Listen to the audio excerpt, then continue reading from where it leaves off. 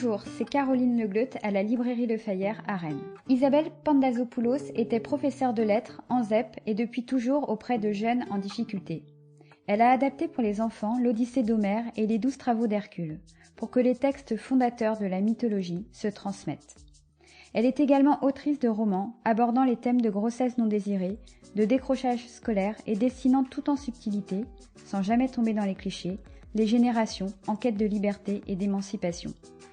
Demandez-leur la lune, dernier titre paru chez Gallimard Jeunesse, est un texte émouvant qui rappelle le pouvoir et la force des mots pour qui sait les maîtriser. C'est l'histoire de 4 ados embarqués par leur professeur dans un concours d'éloquence. Elle leur offre enfin la possibilité de s'exprimer, de dire, d'avoir les mots pour faire entendre leur voix et ne plus jamais avoir à baisser la tête. À la librairie Le Fayère, nous aimons les romans engagés d'Isabelle Pandazopoulos qui traitent avec brio de l'adolescence et de notre société contemporaine.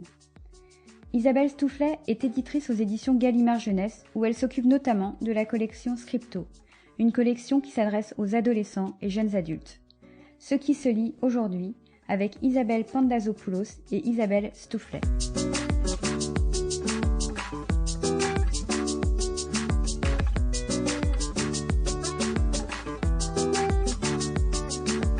Bonjour et bienvenue dans Ce qui se lit, le podcast de librairie Le Fayère à Rennes réalisé par Arnaud Vasmer, des entretiens durant lesquels nous vous proposons d'entendre un éditeur ou une autrice et son éditeur ou son éditrice aujourd'hui avec une multitude d'histoires pour la jeunesse en votre compagnie Isabelle Pandazopoulos. Bonjour. Bonjour.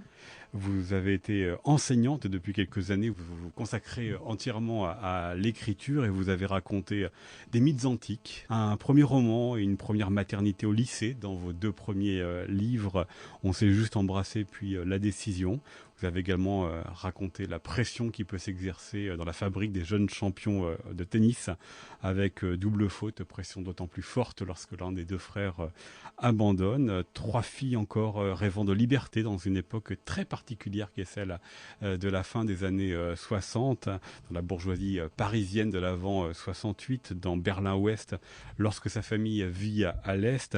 Et puis sous la dictature grecque, c'était dans 3 filles en colère. Et enfin, dans le dernier roman paru en date aux éditions Gallimard Jeunesse, Demandez-leur la lune, vous racontez non plus 3, mais cette fois-ci 4 jeunes gens qui sont au lycée, qui n'ont pas pu passer en seconde générale, qui se retrouvent dans un lycée technique avec tout l'imaginaire malheureusement négatif que l'on peut parfois porter sur ce type d'établissement, et qui vont se retrouver dans un cours initialement de soutien à s'exercer à l'éloquence pour participer à un concours de manière volontaire.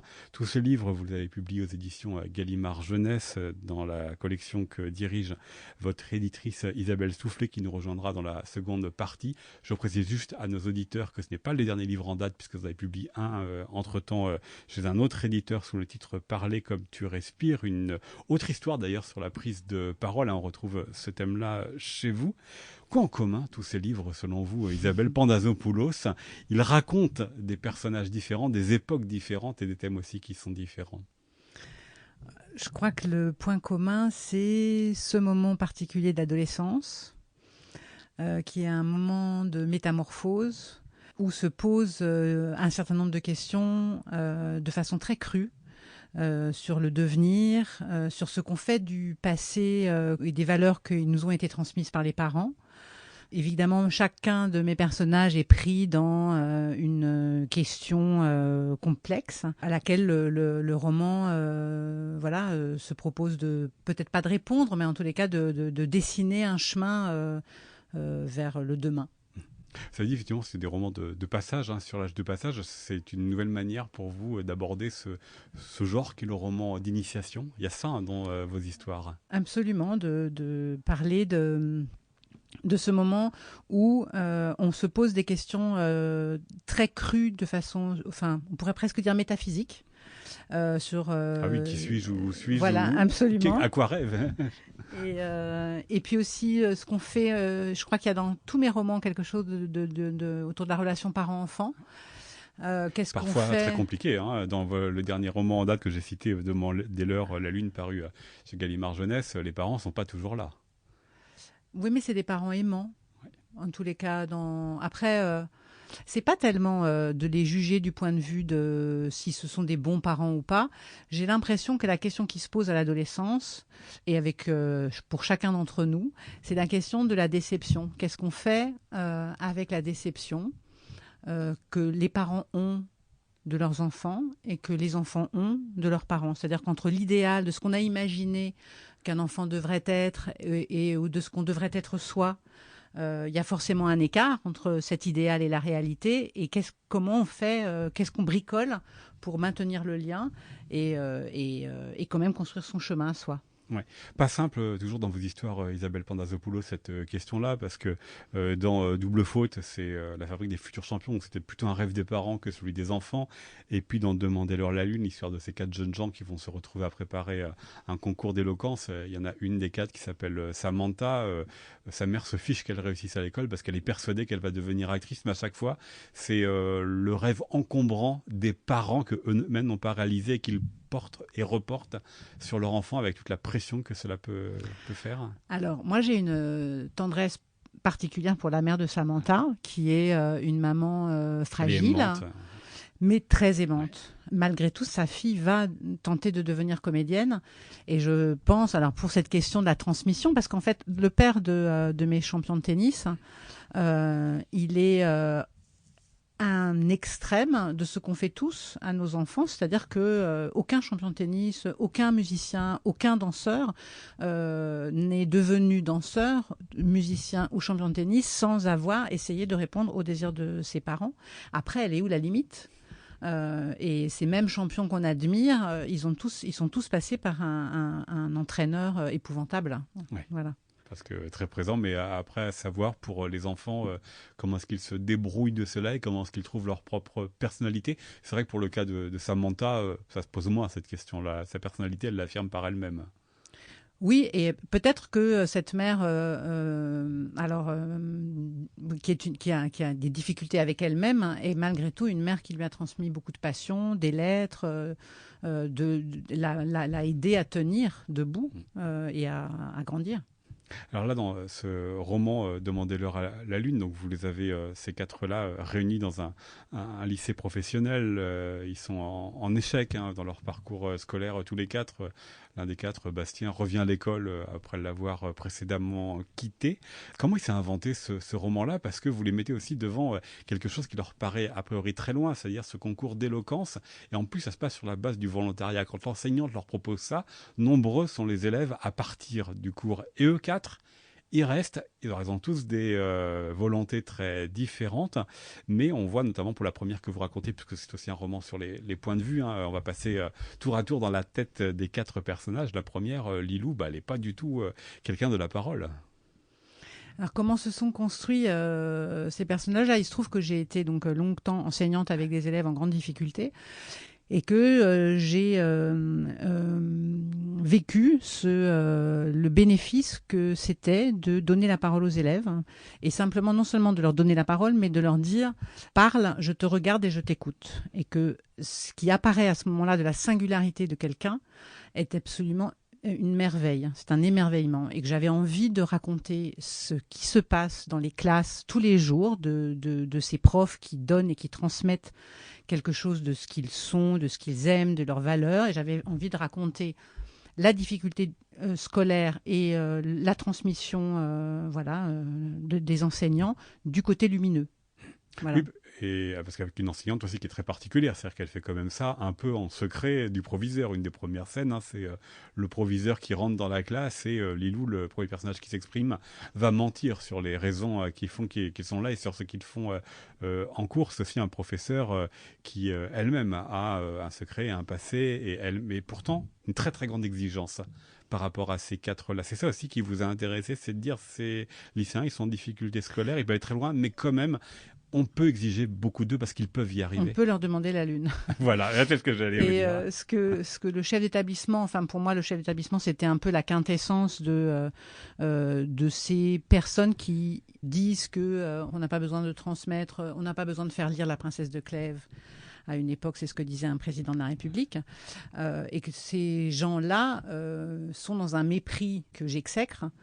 Et en fait, l'exigence de la prof, elle est à la hauteur du désir des élèves, en fait. Parce qu'en fait, il suffit de proposer pour que les élèves prennent. Il suffit d'arroser une plante pour qu'elle fleurisse. Oui, mais c'est pas le cas pour tous, parce qu'au début, beaucoup quittent le cours. Il ne semble que 4 à rester à la fin. Oui, après, cette proposition-là... Mais... Et puis cette proposition-là, puis ça campait mon personnage de prof. Mais pour ces élèves-là qui partent, il y a autre chose qui peut être proposé ailleurs dans l'école. Absolument, effectivement, ce n'est pas tout à fait excluant. Vous avez aussi situé géographiquement dans un endroit très particulier, hein, ce roman, c'est la France blanche, celle qui a... C'est la diagonale du vide. La diagonale du vide, ouais. Voilà, celle qui est blanche au niveau de l'accès au réseau, Internet et puis au téléphone, celle où il n'y a plus de commerce, où il n'y a plus de services publics, où il n'y a plus d'emploi. Pour quelle raison c'est cette France-là qui vous a intéressé ? D'abord parce que j'y habite une grande partie de l'année et que donc j'ai... Vous la connaissez bien. Voilà, je la connais bien. Et j'ai eu envie de raconter autre chose que les villes. La littérature jeunesse, c'est une littérature contemporaine et que c'est des espaces qui sont peu aussi habités du point de vue de l'imaginaire. Et donc, ça m'intéressait d'en parler de ce point de vue-là. On se représente peu quand on vit dans une ville à quel point c'est difficile d'avoir Internet ou d'avoir le téléphone. Ça paraît... Une évidence, ouais. Oui, de l'avoir. Effectivement, vous avez devancé ma question suivante, Isabelle Pandazopoulos, qui était, ça veut dire quoi pour vous écrire pour la jeunesse ? Vous avez cité un mot qui me semble extrêmement important dans tous vos romans, c'est le mot de contemporain. C'est vraiment écrire pour aujourd'hui avec les références, les codes d'aujourd'hui ? Autant que faire se peut, j'ai envie que cette littérature-là, elle soit le reflet du monde dans lequel grandissent les jeunes aujourd'hui, en espérant qu'il y ait dans ce que j'écris un espèce d'engagement social, quelque chose qui parle du monde dans lequel on est, avec une vision citoyenne, politique, voilà. C'est un choix, est-ce que c'est un risque aussi parce que ça peut être en raison des références, en raison du contexte dans lequel vous avez immergé vos personnages, eh bien ceux qui vont lire vos livres dans 10, 20 ans, peut-être que le contexte aura changé. Les repères ne seront plus les mêmes. On voit bien ce que lisent les jeunes, c'est soit les classiques, soit les romans ultra contemporains. Oui, mais alors ça c'est vraiment le pari de la littérature. L'écriture, en tous les cas. Peut-être la littérature, peut-être pas, mais de l'écriture. C'est-à-dire que, par exemple, le roman On s'est juste embrassé, que j'ai écrit en 2007, il est toujours lu en 2021 par des jeunes. Donc la langue, elle est à la fois contemporaine. J'ai essayé d'écrire quelque chose qui soit en lien avec une oralité qui m'était familière, puisque j'ai travaillé aussi beaucoup avec ces jeunes-là, et en même temps qui soit littéraire, qui reste littéraire, pour que justement ce soit pas daté ou ça fasse pas Jones. Oui. Ça veut dire que justement dans le langage, et notamment lorsqu'il y a des dialogues, et ce qui est le cas dans vos romans, vous évitez tous les mots qui sont les mots à la mode du moment où vous écrivez, parce que qui dit mode peut dire aussi démodé. Oui, alors en même temps, dans l'argot d'aujourd'hui, il y a des tendances qui restent. Ouais, des mots qui reviennent. Des mots qui reviennent, voilà. Donc, il me semble qu'on peut mixer de façon à ce que ça dure. Pour les repères aussi, parce que là, dans ce roman Demandez-leur la lune, il est question d'une chanson Papa Outé de Stromae. Alors eux, ils l'ont découvert quand ils étaient en école primaire. Ils sont là au lycée, mais voilà, c'est une chanson qui s'inscrit dans un temps moyennement long. Mais là aussi, quand vous prenez ce type de références, les références culturelles, vous les prenez aussi avec des pincettes en vous demandant comment est-ce que ça peut résonner sur le long terme, ou pas du tout ? Moins. Avec la musique. En fait, je demande à mes enfants qu'est-ce qu'on écoute en ce moment pour faire vrai. Mais je ne suis pas sûre que ce soit ça qui fasse qu'on laisse tomber un livre ou qui fasse qu'un livre ne soit pas crédible. Effectivement, oui. Mais ça peut être aussi un risque de perdre une partie des repères quand même, si ces repères sont dépassés. Oui, c'est vrai. Mais ça ne vous semble pas poser problème en tous les cas. C'est pas des questions que vous vous posez, c'est des questions que moi je me pose, mais visiblement pas vous. Est-ce qu'il y a certaines contraintes aussi qu'il faut prendre en compte écrire pour la jeunesse, est-ce que c'est écrire forcément avec des personnages qui sont, eux, des jeunes ? Alors, pour moi, oui, c'est un critère. Je pense parce que c'est une écriture, en tous les cas, ce que j'écris se construit sur l'identification. Et du coup, il me semble qu'un des critères d'un roman pour la jeunesse, c'est qu'il y ait des adolescents dans le livre. Voilà, je ne vois pas comment autrement. Mais ça ne va pas induire forcément des contraintes au niveau de la langue, au niveau du style, au niveau de la durée de l'histoire Non. D'ailleurs, et dans ce que je lis et dans ce que j'écris, je trouve que c'est d'une richesse. D'ailleurs, c'est vraiment la littérature alors, ado, young adulte. Oui. C'est vraiment au-delà de ce critère-là de l'adolescence. C'est vraiment une littérature extrêmement vivante, riche, avec des exercices de style parfois étonnants, qu'il y a moins, je trouve, dans la littérature contemporaine. Alors, dans ces podcasts s'intéresse aussi à la relation que vous pouvez entretenir avec votre éditrice, ici Isabelle Stoufflet, qui dirige la collection Scripto, dans laquelle sont publiés vos romans jeunesse ou jeunes adultes. Comment vous travaillez ensemble? Qu'est-ce que vous attendez, Isabelle Pandazopoulos, d'une éditrice? Alors, je précise juste qu'elle est à côté de vous. Oui, mais en fait, c'est une relation qui s'est construite. Puisque mon premier roman, donc ado, on s'est juste embrassé, c'est elle qui l'a édité, et du coup, je sais que quand j'écris un roman ado, c'est elle qui va le lire en premier. Donc il y a quelque chose comme une adresse. Alors après, qu'est-ce que je lui adresse? Je ne sais pas, ça reste très mystérieux. Il y a quelques petites pistes à chaque fois dans les remerciements de certains de vos livres où vous écrivez un petit peu ce que vous lui devez, puis à quel moment vous adressez le texte. Par exemple, vous écrivez à la fin justement de Demandez-leur la lune, donc un dernier mot pour la remercier pour cette collaboration qui se tisse et s'éprouve à chaque livre dans une confiance commune. Mais dans Trois filles en colère, vous alliez un peu plus loin sur la maturité du texte ou la finalité du texte, puisque vous racontiez que vous pouviez évoquer vos projets, que vous pouviez confier vos doutes. Elle qui sait lire des textes qui sont encore en jachère, qui accepte de les relire quand ils sont inachevés et qui sait suggérer à chaque fois des modifications quand vous êtes en train de vous tromper de route. C'est-à-dire que vous la sollicitez parfois assez tôt. Ça dépend de chaque texte. En fait, chaque texte a une histoire différente, mais je suis absolument d'accord avec ce que j'ai écrit. Heureusement. Pour moi, cette relation-là, elle est extrêmement riche parce qu'elle est d'abord dans une confiance absolue, et puis il y a dans la suggestion. Je tiens beaucoup à ça parce que je pense qu'il y a plein d'éditeurs qui ne fonctionnent pas de cette manière-là et qui du coup ne me correspondraient pas ou m'apporteraient pas autant. C'est-à-dire qu'il y a toujours une espèce de tentative d'essayer de cerner sa propre sensation de lecture et de la nommer de façon très diffuse, qui fait que moi, ça laisse mon imaginaire fonctionner, qui fait que je peux revenir à mon texte avec ces sensations de lecture. Et pas trop directive, en fait. Voilà, pas me dire c'est pas ça, ou ce que j'entends parfois chez des collègues auteurs et autrices, où il faut faire un synopsis, comme on écrit un peu un scénario. Ça m'intéresse pas. Ce qui m'intéresse justement dans l'écriture, moi, c'est l'exploration, la recherche, les tentatives. Voilà. Sur Trois filles en colère, le fait était que c'était une construction très complexe. Un roman épistolaire avait énormément de personnages, et donc elle m'a guidée quand je m'égarais. Pareil pour Demandez-leur la lune, ça le paraît moins, mais c'était très compliqué à construire. Et donc quand j'étais complètement perdue, elle a mis des petites lumières là où il y en avait besoin.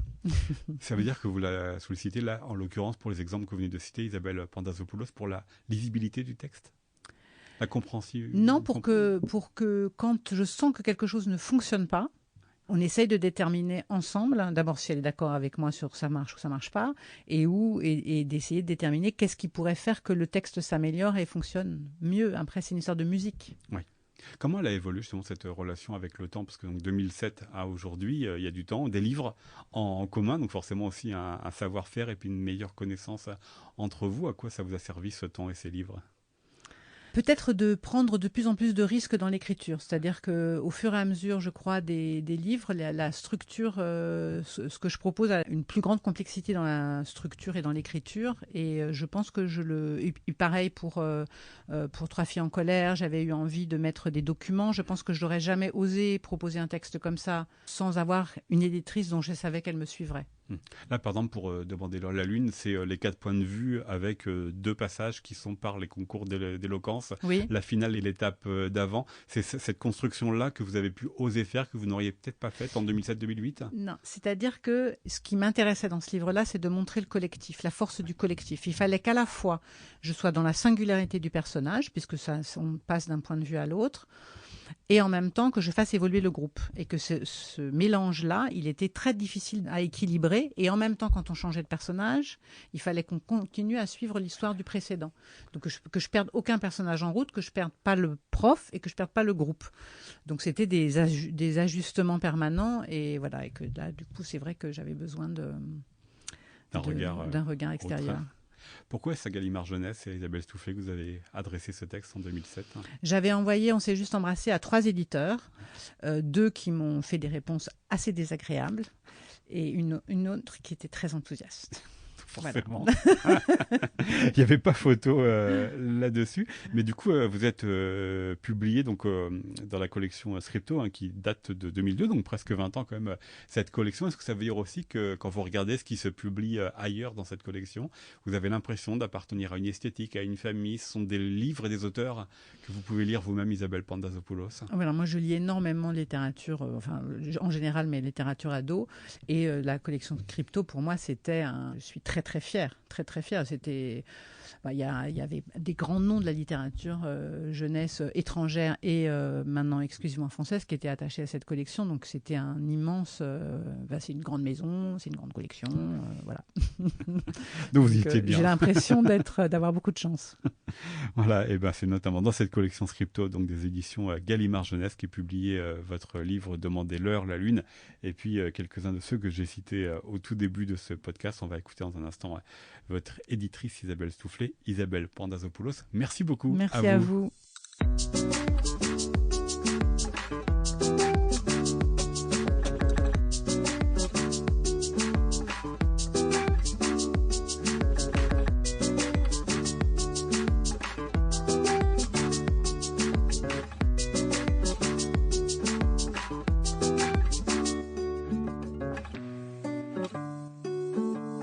Nous poursuivons ce podcast de la librairie Le Fayeur en votre compagnie. Isabelle Stoufflet, bonjour. Bonjour. Vous êtes l'éditrice notamment d'Isabelle Pandazopoulos que nous venons d'entendre autour de différents livres que vous avez publiés dans la collection Scripto des éditions Gallimard Jeunesse, dont ce dernier en date, Demandez-leur la lune. On a aussi entendu, et vous étiez juste à côté d'elle, la manière dont vous travaillez ensemble. Est-ce que vous partagez pleinement, vous, de votre point de vue d'éditrice, ce qu'elle a dit sur le moment où elle vient vous solliciter et sur les textes en jachère qu'elle peut vous proposer? Oui, à 100%. Elle avait particulièrement raison de souligner que c'est chaque fois une histoire et un travail différent d'un livre à l'autre, même avec une même autrice, un même auteur.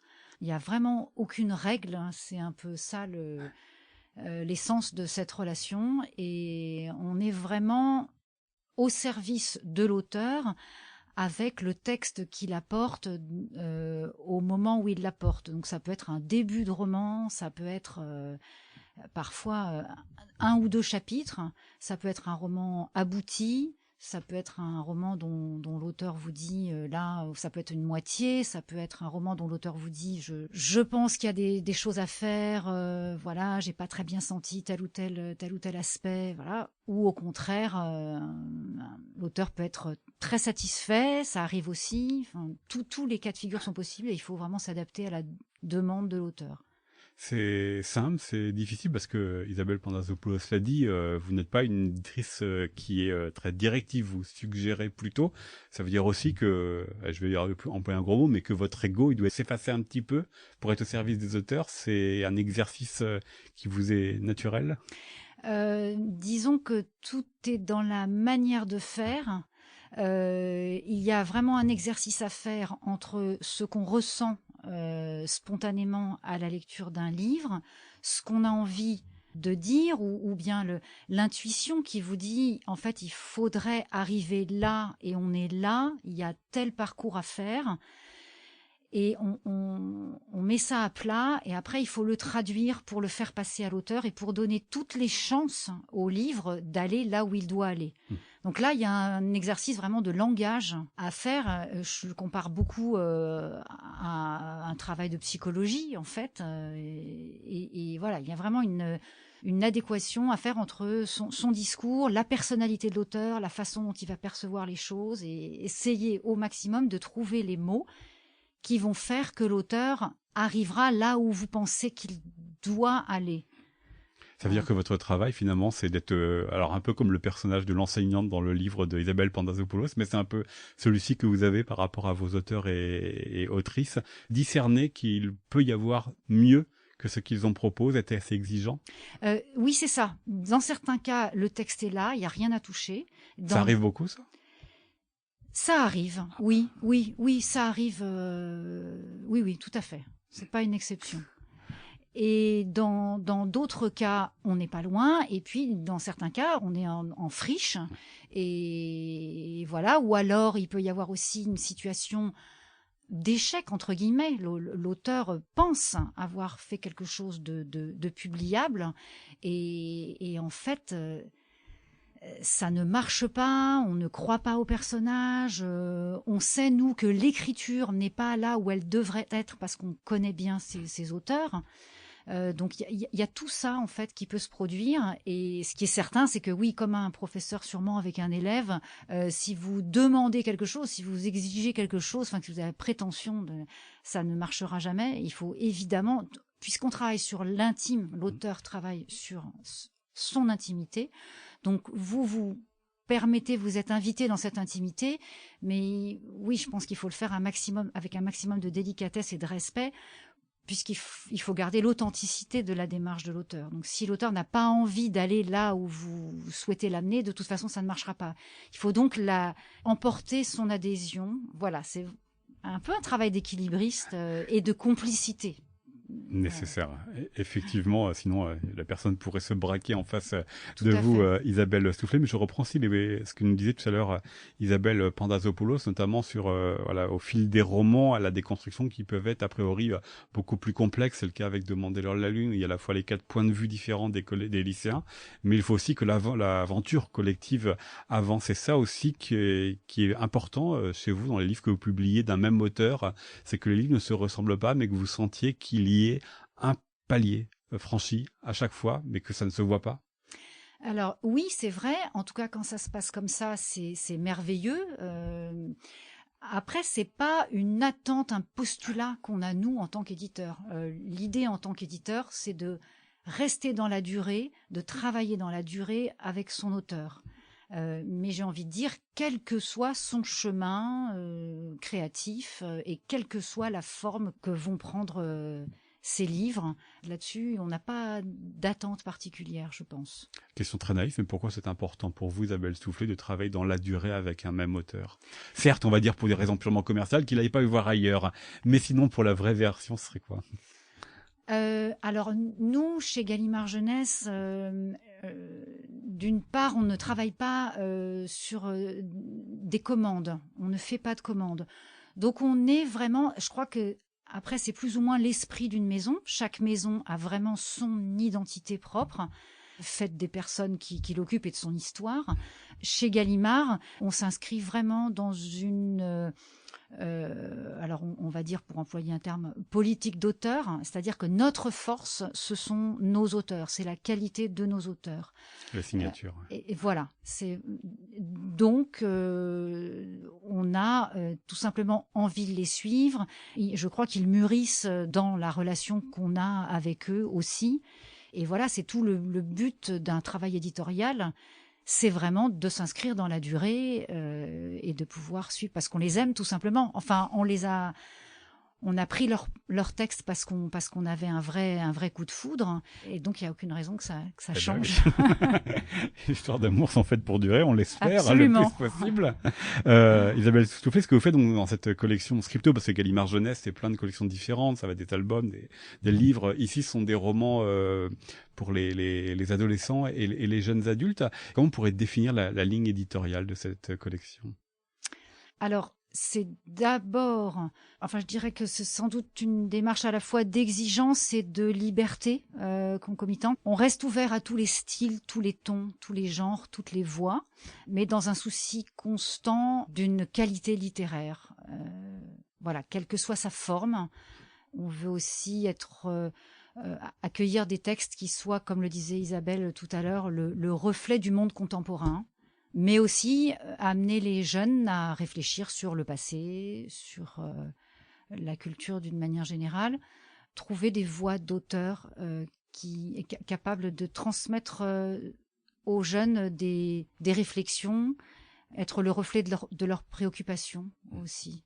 Alors du coup, ça a dû changer entre 2002 et aujourd'hui, parce que le monde, la société, les préoccupations ont changé. Peut-être des nouveaux thèmes qui sont arrivés qui n'étaient pas présents en 2002, et puis l'inverse aussi. Comment est-ce que vous décririez les principaux changements qu'il y a pu y avoir chez Scripto? Alors, il n'y a pas de changement dans notre démarche d'éditeur. Ah, mais c'est par rapport au texte que vous recevez. Tout à fait, voilà. Les changements, c'est par rapport au texte qu'on reçoit. Donc, on s'adapte vraiment à l'offre. C'est toujours ça, notre posture d'éditeur, encore une fois. Et donc, ce qui a plutôt changé, c'est l'offre, plutôt que la collection en elle-même. Alors, certainement que, d'ailleurs, pour toute l'offre d'une manière générale dans l'édition jeunesse, on reçoit certainement plus de textes sur les problèmes d'identité sexuelle, sur la place des femmes dans la société, bien évidemment, depuis #MeToo, c'est certain.